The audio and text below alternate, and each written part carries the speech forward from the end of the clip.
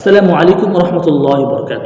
প্রিয় বন্ধুরা, আমাদের কাছে অনেকেই ফোন করে বলে, হুজুর রাত্রে ঘুমানোর আগে ভয় লাগে, বাজে বাজে স্বপ্ন দেখি, খুব খারাপ খারাপ স্বপ্ন দেখি, কোনোটা আমল বলে দাও যেন সারা রাত নিরাপত্তার সঙ্গে ঘুমাতে পারি।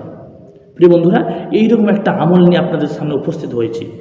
প্রিয় বন্ধুরা, আমলটা বলার আগে একটা কথা না বললে নয়, আপনারা যদি আমার এই নতুন চ্যানেলটিতে নতুন সদস্য হয়ে থাকেন অবশ্যই আমার এই চ্যানেলটিকে সাবস্ক্রাইব করবেন, আর ফেসবুক পেজ থেকে দেখে থাকলে অবশ্যই এই পেজটাকে ফলো দিয়ে পাশে থাকবেন এইরকম ইসলামিক ভিডিও পেতে। তো চলুন ভিডিওটা শুরু করা যাক।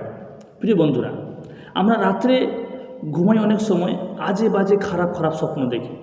এর সবথেকে বড় কারণ হচ্ছে আমাদের শরীরটা অপবিত্র থাকা। আমাদের অনেক সময় আমাদের শরীরটা অপবিত্র অবস্থা থাকে।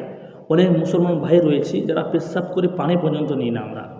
তো বলুন, শয়তানের জায়গায় হচ্ছে, জিনের জায়গায় হচ্ছে খারাপ স্থান।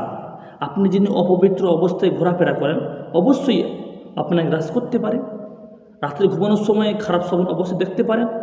তাই আজকে আপনাদেরকে একটা আমল বলে দেবো, এই আমলটা যদি আপনি করতে পারেন ইনশাল্লাহ আপনি সারাটা রাত নিরাপত্তার সঙ্গে ঘুমাতে পারবেন। প্রিয় বন্ধুরা, সর্বপ্রথম কথা হচ্ছে আপনাকে পবিত্র থাকতে হবে, কারণ পাক পবিত্র হচ্ছে ইমানের একটা অঙ্গ। তাই আপনাকে প্রথমে পাক পবিত্র অবস্থা থাকতে হবে সর্বদাই। তবে মেন কথা হচ্ছে আপনি যখন রাত্রে ঘুমোতে যাবেন সর্বপ্রথম ঘুমানোর আগে ভালো করে ওযু করে নেবেন।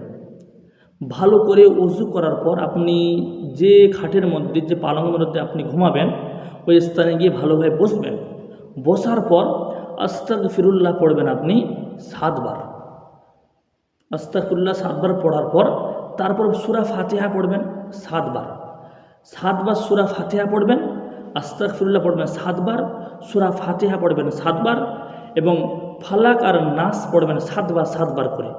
পড়ার পর আপনি পুরো শরীরটা ভালো করে দম করে নেবেন। দম করে ঘুমিয়ে পড়বেন। তবে ইনশাল্লাহ আপনার ঘুমও খুব ভালো হবে এবং আপনার শরীরটাও নিরাপদ থাকবে, কোনো জিন আপনাকে গ্রাস করতে পারবে না। প্রিয় বন্ধুরা, কিন্তু কোরআনের আমল কোনোদিন মিথ্যে হতে পারে না। যেন কোরআন উপরে বিশ্বাস রেখে, সমস্ত কিছুর আয়াতের বিশ্বাস রেখে, আস্থা রেখে আমলটা করলে ইনশাল্লাহ আপনি সাকসেস পাবেন।